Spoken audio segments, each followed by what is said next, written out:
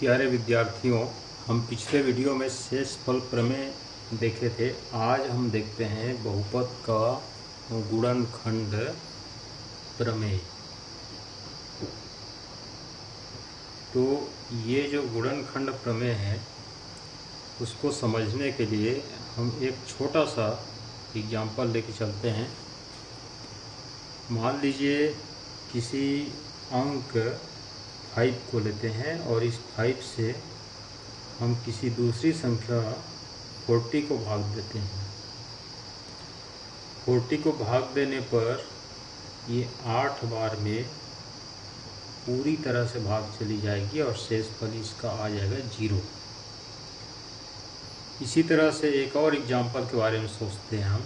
मान लो हम 7 को लेते हैं और 7 से दूसरी संख्या 567 को मान लीजिए भाग देते हैं। ये 8 आएगा भागफल, यहाँ पर 56 होगा। ये दोनों कटेगा, 7 को लाएंगे यहाँ पर नीचे और यहाँ पर ये आ गया शेषफल, इसमें भी 0। इस 40 को हम गुणनखंड के रूप में क्या लिख सकते हैं, इसको ज़रा सोचिए आप। इसको लिख सकते हैं 2 × 2 × 2 × 5। इतना का गुणा करने पर आपको मिलेगा 40। इसी तरह से 567 को हम क्या लिख सकते हैं, इसको आप सोचिए एक बार। तो इसको लिख सकते हैं 3 × 3 × 3 × 3 × 7। इसका हो जाएगा 567। इसका मतलब ये है कि यहाँ जो 5 है, ये 5 गुणनखंड है किसका, 40 का। इसी तरह से 2 40 का गुणनखंड है। इसमें 567 का गुणनखंड ये 7 होगा और ये 3 भी होगा। किसी भी गुणनखंड को अगर हम भाज्य के रूप में ले लें और यहाँ की जो संख्या 40 है उसको हम इसको भाजक के रूप में ले लें 5 को, और इस 40 को भाज्य के रूप में ले लें और उसको भाग दें, तब ये शेषफल 0 आया। इसी तरह से अगर हम 2 से भाग दिए होते तब भी शेषफल 0 आता। ऐसे ही यहाँ पर यदि 567 को 7 से भाग देंगे तो शेषफल 0 आता है, और 7 के अतिरिक्त 3 से भी अगर हम भाग दिए होते उसको तब भी शेषफल 0 आता। बस यही तो गुणनखंड प्रमेय है। मतलब किसी भी संख्या को अगर कोई अन्य संख्या से भाग दें और अगर शेषफल 0 आता है तब उस अन्य संख्या को हम गुणनखंड कहते हैं। जैसे 40 का गुणनखंड 5 हुआ तो शेषफल 0 आया। इसी तरह से 567 का गुणनखंड ये 7 हुआ। बस यही गुणनखंड प्रमेय है। सेम यही नियम किसी बहुपद को लेकर भी हम देख सकते हैं। मान लीजिए एक बहुपद लेते हैं हम x + 4, इसको भाजक के रूप में लेते हैं, और एक दूसरी बहुपद लेते हैं x² + 2x - 8। इसको हमने किस रूप में लिया आप समझ गए होंगे, पिछले वीडियो में देखते आ रहे हो, भाज्य के रूप में। अगर इससे हम भाग दें तब भागफल यहाँ x आएगा। इस x का इन दोनों के साथ गुणा करेंगे तो x² + 4x होगा।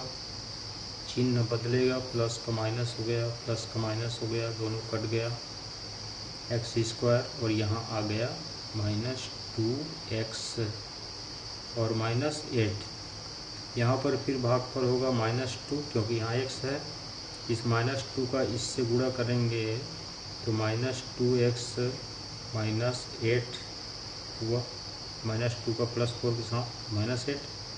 यहाँ भी चिन्ह हमारा बदला, माइनस का प्लस हुआ, और इस तरह से यहाँ भी शेषफल क्या आ गया, 0। ठीक इसी तरह से 0 शेषफल आया, जिसमें जैसे यहाँ 0 आया था, यहाँ 0 आया था, वैसे यहाँ पर 0 आया। अब इस x²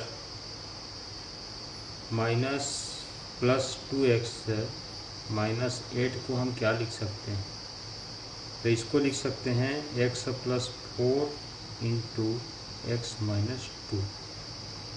दोनों के बीच में क्या चिन्ह है, गुणा चिन्ह है। इसका अर्थ ये हुआ कि x + 4 जो है वह गुणनखंड हुआ, किसका, इस बहुपद का। मान लो इस बहुपद को हम f(x) से व्यक्त करते हैं, f(x) से व्यक्त करते हैं इस बहुपद को। f(x) बराबर x² + 2x - 8 है, और इसको अन्य बहुपद के रूप में मान लेते हैं। मान लो हम ले लेते हैं इसको gx, तो gx = हम x + 4 मानते हैं। इससे हम ये कह सकते हैं कि ये जो x + 4 है वह बहुपद f(x) का अगर गुणनखंड है तब शेषफल 0 आएगा। और इसका उल्टा भी बोल सकते हैं कि अगर x + 4 से इस बहुपद x² + 2x - 8 को भाग देने पर शेषफल 0 आए तो x + 4 गुणनखंड होगा। दोनों तरफ से बोल सकते हैं, मतलब गुणनखंड होगा तो शेषफल 0 होगा, और यदि शेषफल 0 होगा तो गुणनखंड होगा। यही तो गुणनखंड प्रमेय है। अब इसके सूत्र की स्थापना अगर करनी है आपको, तो इसका जो सूत्र हमने पढ़ा था, भाज्य बराबर पढ़ा था भाजक गुणित भागफल,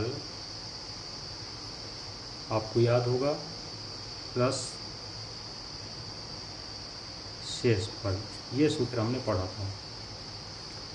मान लीजिए यहाँ पर कोई बहुपद है भाज्य के रूप में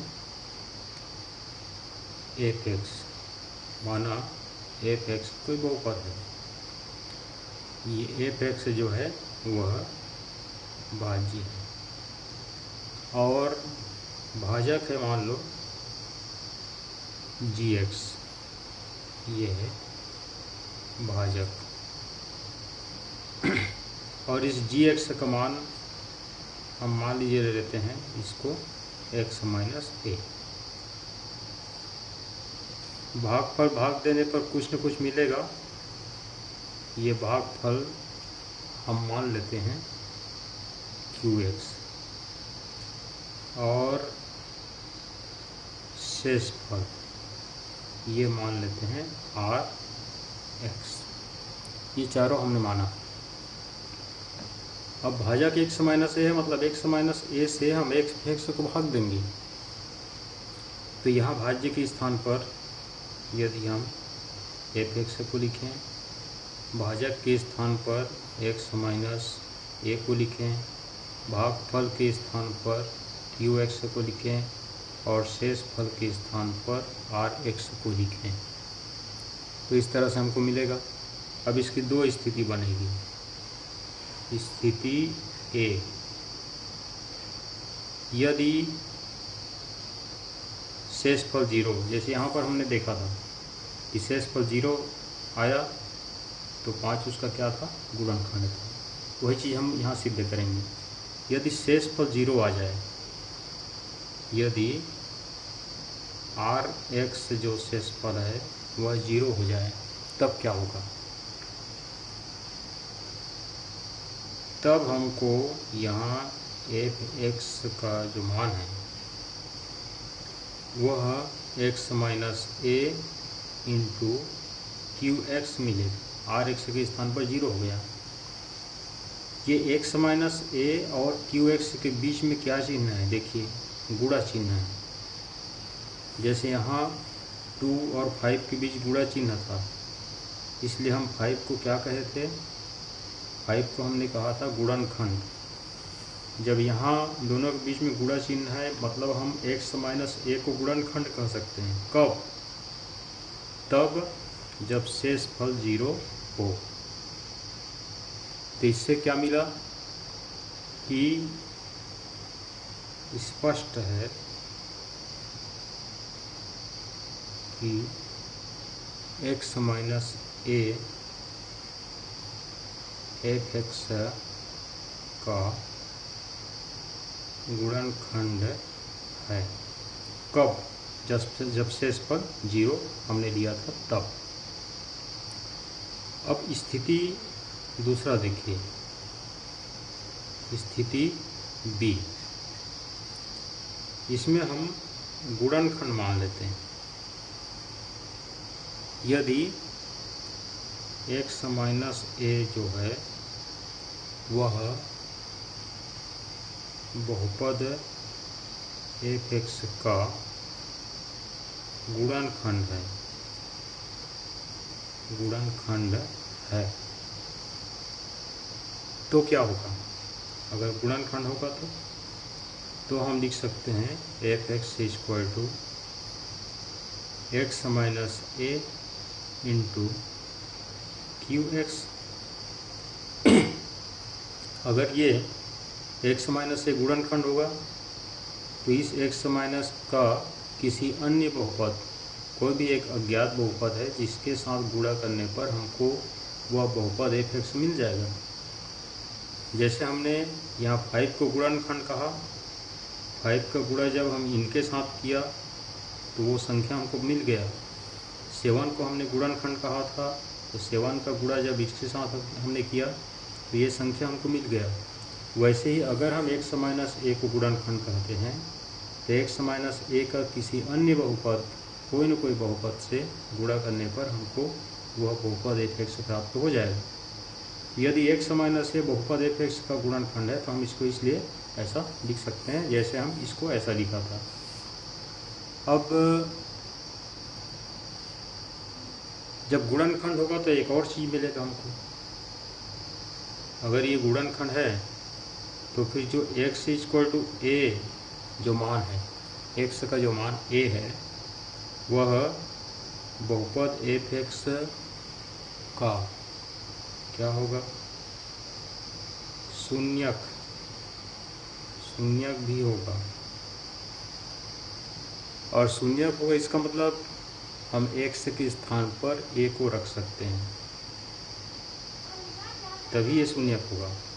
तो यहाँ पर अगर हम x के स्थान पर a रखें तो fa हुआ, और यहाँ रखेंगे तो a माइनस a हुआ, और यहाँ रखेंगे तो q इंटू a हुआ।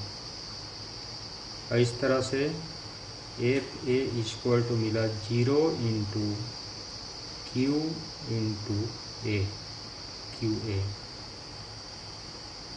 या इसको लिख सकते हैं fa = 0, क्योंकि 0 का qa से गुणा करने पर हमको 0 ही मिलेगा।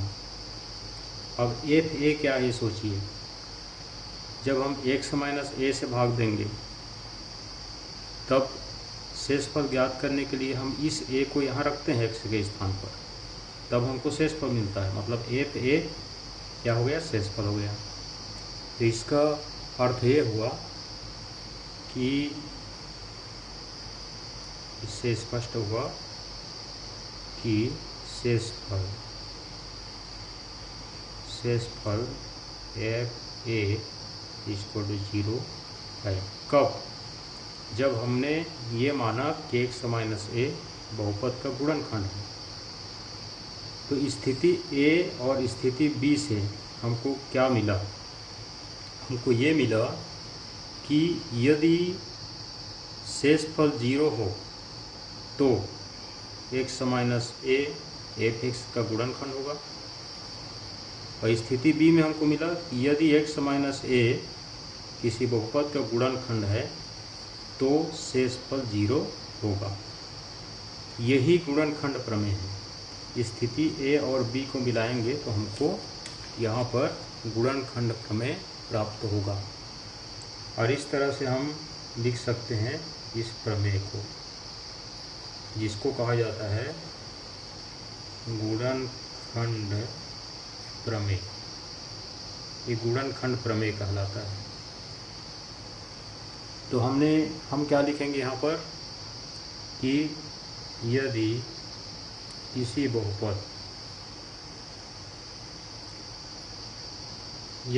बहुपद मान लो f(x) को x माइनस a से भाग देने पर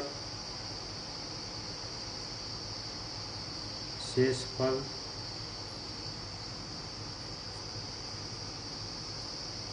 fa इक्वल टू 0 हो तो x माइनस a बहुपद f(x) का गुणनखंड होता है। यही तो गुणनखंड प्रमेय है। अथवा इसका विपरीत, यदि x माइनस a बहुपद f(x) का गुणनखंड हो तो x माइनस a से f(x) को भाग देने पर शेषफल fa इक्वल टू 0 होता है। अपोजिट है, मतलब यदि x शेषफल 0 है तो x माइनस a f(x) का गुणनखंड होगा, और यदि x माइनस a बहुपद f(x) का गुणनखंड है तो शेषफल 0 प्राप्त होगा। इसी को कहा जाता है गुणनखंड प्रमेय। अब सीधा सीधा याद रखिए कि बहुपद को हम x माइनस a से भाग देते हैं, और भाग देने पर फिर हम लिखते हैं कि यदि शेषफल 0 है तो x माइनस a गुणनखंड होगा, और यदि x माइनस a गुणनखंड है तो शेषफल 0 होगा। तो शेषफल 0 है तो गुणनखंड होगा, गुणनखंड है तो शेषफल 0 होगा। सीधा सीधा शेषफल 0 है तो गुणनखंड होगा, याद रखिए, और यदि गुणनखंड है तो शेषफल 0 होगा। इसी को कहा जाता है गुणनखंड प्रमेय। अब गुणनखंड प्रमेय से संबंधित कुछ प्रश्न परीक्षाओं में पूछी जाती है। एक एग्जाम्पल हम लेते हैं इस पर।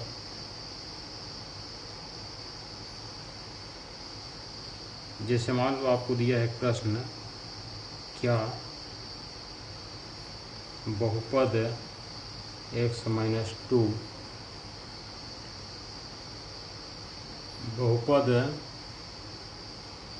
px equal to x power 4 minus x power 3 minus x square minus x minus 2 का गुणनखंड है, ऐसा हमको प्रश्न पूछ दिया।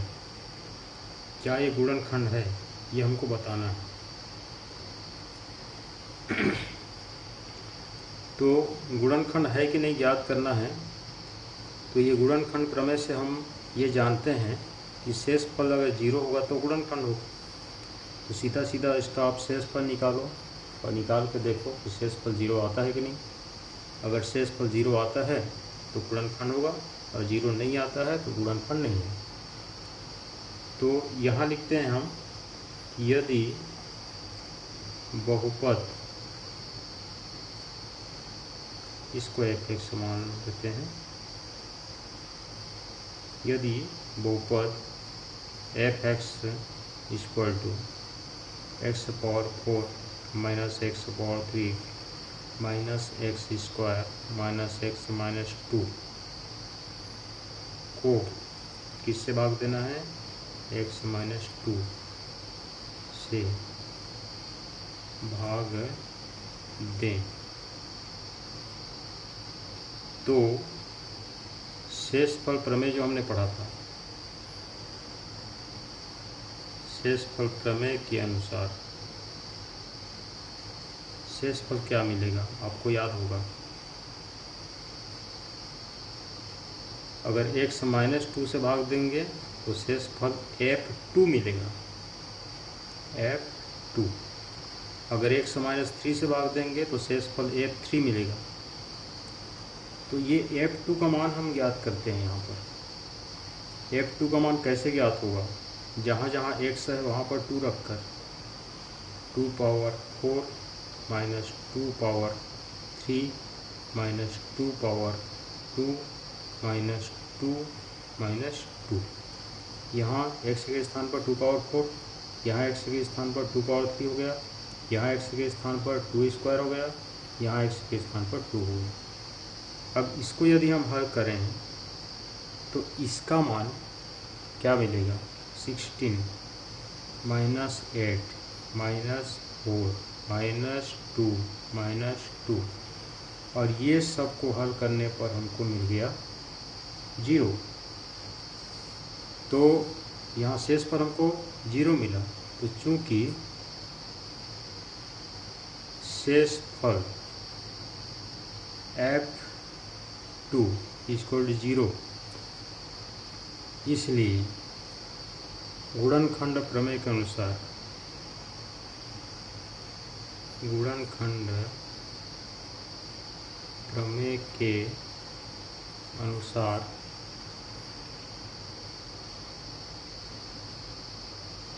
जीरो आ गया। इसलिए गुणनखंड प्रमेय के अनुसार जो x माइनस 2 है वह बहुपद f(x) equal to x power 4 minus x power 3 minus x square minus x minus 2 का गुणनखंड है। क्यों गुणनखंड है आपको पता चल गया होगा, क्योंकि यहाँ शेषफल 0 आया। शेषफल 0 कैसे ज्ञात करेंगे, तो पिछला जो हमने प्रमेय पढ़ा था शेषफल प्रमेय, उसके आधार से ज्ञात करेंगे। आप पिछले वीडियो को देखिए, शेषफल प्रमेय के अनुसार शेषफल कैसे ज्ञात करते हैं, उस प्रमेय का उपयोग करके शेषफल ज्ञात कीजिए। और ये शेषफल जो आता है उसको देखिए, 0 अगर आया तो गुणनखंड है ऐसा लिखिए, और यदि 0 नहीं आता, यहाँ -2 आता, +4 आता, तो फिर वहाँ गुणनखंड नहीं है ऐसा लिखते। तो शेषफल 0 आएगा तभी वो गुणनखंड हुआ। हमको प्रश्न में पूछा गया था क्या गुणनखंड है, तो हमने बताया यहाँ पर यह गुणनखंड है क्योंकि इसका शेषफल 0 आया। तो इस तरह से आज हमने देखा गुणनखंड प्रमेय। नेक्स्ट आगे हम देखेंगे। बहुत बहुत धन्यवाद।